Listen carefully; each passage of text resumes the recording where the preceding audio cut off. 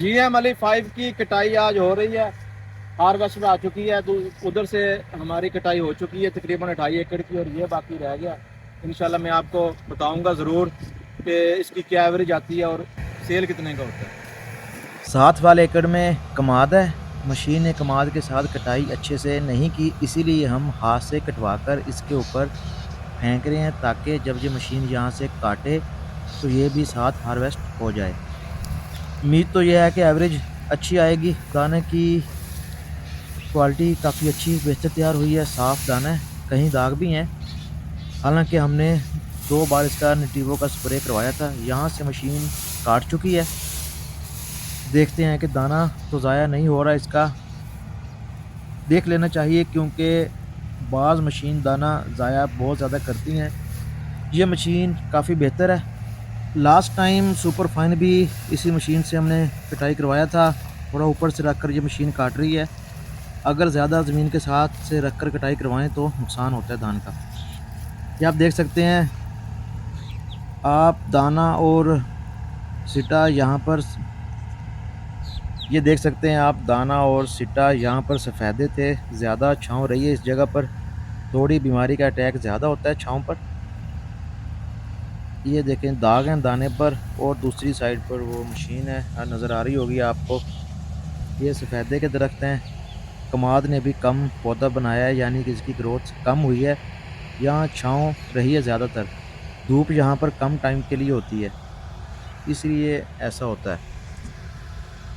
GM की खूबी और खामी ये है कि इसे सब बीमारियों का अटैक वैसे ही होता है जैसा आम धान की फसल को।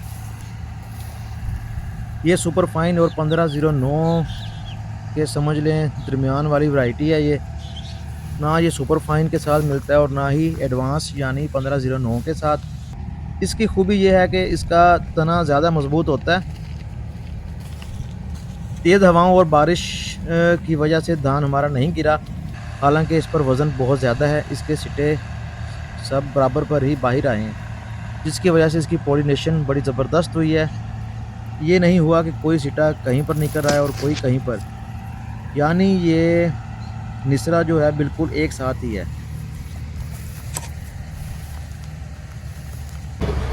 एक टैंक इसकी और होगी। सैंपल जो इसका हमने भेज दिया है आड़तों पर। 2-3 आड़ती आ भी चुके हैं इसे देखने के लिए। रेट भी लग गया इसका। इसका किसी की समझ में नहीं आ रहा ये धान ये है कौन सा। एक बंदा तो मुझे 3400 लगा गया। मैंने इसे कहा भाई एक दफ़ा चेक करवा लो, बाद में कोई मसला ना बने। तोल वाले आ चुके हैं। 60 किलो की भराई है और 1.5 किलो ये ऊपर साथ ले रहे हैं। इनकी आदत होती है ये, यानी कि एक बोरी 61.5 किलो की है। हमें 60 किलो के हिसाब से ही पैसे मिलेंगे। ये सेल हुआ है जी 2300 का। बड़ी मुश्किल से हमने सेल किया इसे। यहाँ कोई इसे लेने को तैयार नहीं था, किसी की समझ में बिल्कुल नहीं आया ये है कौन सा।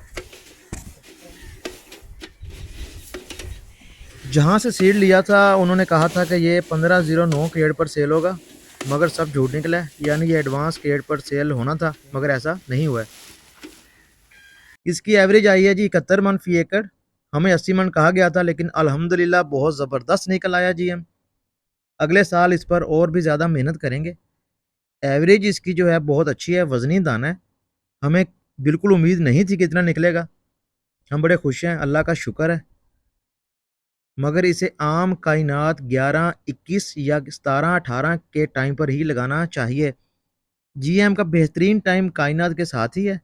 ये हमारे पास 117 दिनों में पककर तैयार हुआ है। 2-4 दिन पहले हम कटाई इसकी करवा सकते थे, लेकिन जानबूझकर हमने लेट किया है। ये बहुत ज़्यादा खुश्क हो गया। अब आप 115 दिन चलें लगा लें, इसे मार्केट में सेल करना बहुत मुश्किल है। जिस तरह हमने सेल किया है हमें पता है, किसी को भी इसकी समझ नहीं आई, ना ही से किसी का पता था। बड़ी मुश्किल से सेल हुआ है। पूरी तहसील में इसका किसी को भी नहीं पता था ये है कौन सा। अगर भाई मेरा मशवरा आप माने तो 11-21 और 17-18 इससे बहुत कई दर्जे बेहतर है। 10 मन इसकी एवरेज ज़्यादा होगी, मगर रेट बेहतर होता है 11-21 और 17-18 का। इसका रेट भी कम है। आप ना ही लगाएं तो अच्छा है। महंगा सीड लेकर आप लगाएंगे कहीं से, सीड माफिया को, इसका मेरे भाई आप महंगा सीड लेकर ना लगाएं। अगर किसी भाई ने लगाना भी है तो 1 कनाल या 2 पर लगाए, इससे ज़्यादा ना लगाए। अगर किसी भाई ने मुझसे सीड लेना है तो भाई मैं बिल्कुल भाइयों को फ्री देने के लिए तैयार हूँ। 2 कनाल तक मैं फ्री आपको दे दूंगा, कोई ऐसा मसला नहीं है। मैंने कोई सीड सेल नहीं करना, अपने लिए रखा हुआ है।